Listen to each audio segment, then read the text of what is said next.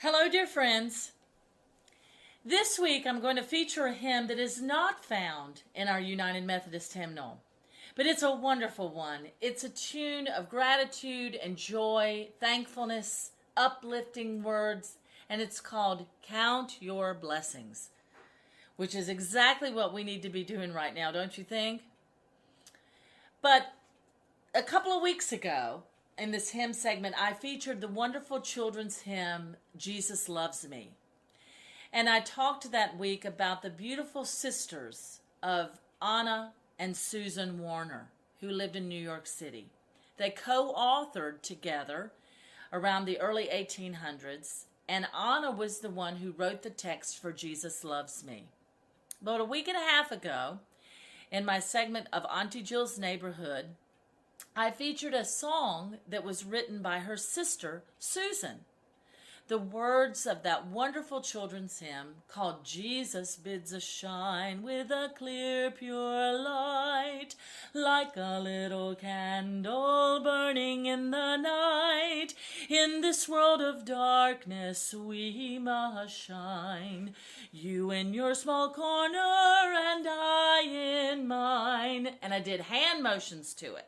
So if you haven't seen that segment of Auntie Jill, you need to pop some popcorn and get to it.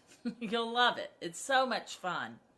But when I did that a week and a half ago, what I also learned was the man who wrote the music, the wonderfully uplifting music to that children's hymn, was a man named Edwin Othello Excel. And one of the contributions to our current hymnody is that he wrote the music to this hymn we're featuring today called Count Your Blessings. You can't help when you sing this piece to not feel the bubbly nature of this song. It just puts you in a good mood. And so I wanted to feature that this week to remind us not only of our need to continually be in thanksgiving, but also just to lift your spirits and make your heart sing and shine in your little corner. So the scriptural text upon which Count Your Blessings is written is that from the book of James in chapter 1, verse 17. Every good gift and every perfect gift is from above and comes down from the Father of lights, with whom there is no variation or shadow of turning. What a wonderful message to reflect on this week. It's impossible to be thankful and at the same time grumpy, cantankerous, critical, or ill-tempered. That's a lesson Johnson Oatman wanted to teach young people in his song, Count Your Blessings. Johnson was born in New Jersey just before the Civil War. His father had a powerful voice, which some people claimed was the best singing voice in the East. That's why, as a boy, Johnson Jr. always wanted to stand beside his father in church. When Johnson was a young man, he stood alongside his father in another way. He became a partner in Johnson Oatman & Son, his dad's mercantile business. At the age of 19, Johnson joined the Methodist Episcopal Church and was ordained into the ministry. He often preached, but Johnson never entered the full-time pastorate, for he enjoyed the business world and found it paid his bills, giving him freedom to minister without cost. In 1892, with his father's voice undoubtedly ringing in his memory, Johnson began writing hymns. He averaged 200 hymns and gospel songs a year. 5,000 during the course of his lifetime. Isn't that remarkable? And among those most remembered are the songs Higher Ground, No, Not One, The Last Mile of the Way, and the one featured today, Count Your Blessings. Count Your Blessings was published in a songbook for young people in 1897. It reflected Johnson's optimistic faith and has been a lesson to many ever since. And as well, I think this music, written by Edwin Otello Excel, who was born on December the 13th in 1851, again as Johnson, right before the Civil War, is also reflects the bubbly nature, the maverick nature of this particular man. He was commonly known as E.O. Excel, and he was a prominent American publisher, composer, song leader, and singer of music for church, Sunday school, and evangelistic meetings during the late 19th and early 20th centuries. His 1909 stanza selection and arrangement of Amazing Grace became the most widely used and familiar setting of that hymn by the second half of the 20th century. And that setting is the one that's featured in the United Methodist Hymnal today. The influence of his sacred music on American popular culture through revival meetings, religious conventions, circuit chautauquas, and church hymnals was so substantial enough that by the 1920s it garnered a satirical reference by Sinclair Lewis in the novel Elmer Gantry. Excel compiled or contributed to about 90 secular and sacred songbooks and is estimated to have written, composed, or arranged more than 2,000 to 3,000 of the songs that he published. Also, Excel was described as a big, robust 6-footer with a 6-in caliber voice and an extraordinary range that enabled him to solo equally as a baritone or tenor. The other thing that I think is important to know about with Excel was what I just said.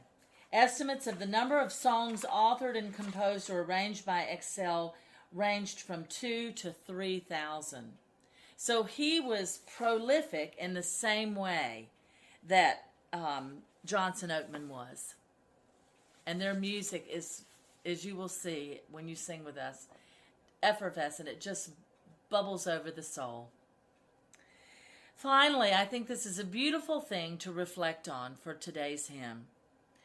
Martin Luther wrote in his book, Table Talk, "The greater God's gift and works, the less they are regarded.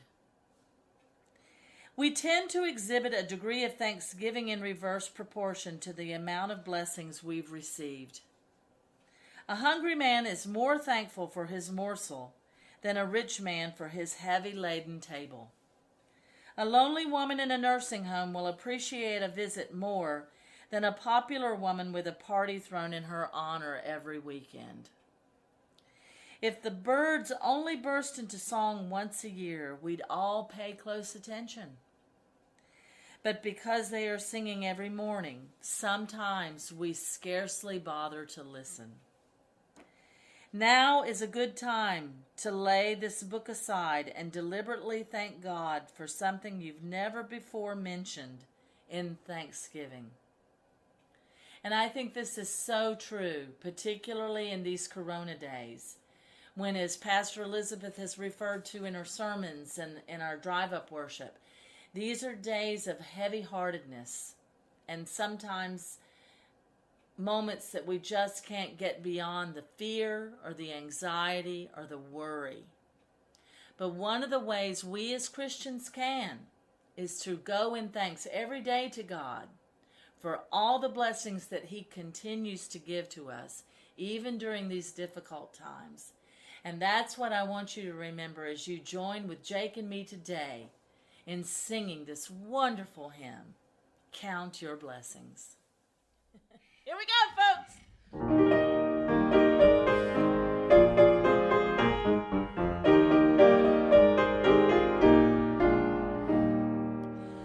When upon life's billows you are tempest-tossed, when you are discouraged thinking all is lost, count your many blessings, name them one by one, and it will surprise you what the Lord hath done. Count your blessings, name them one by one.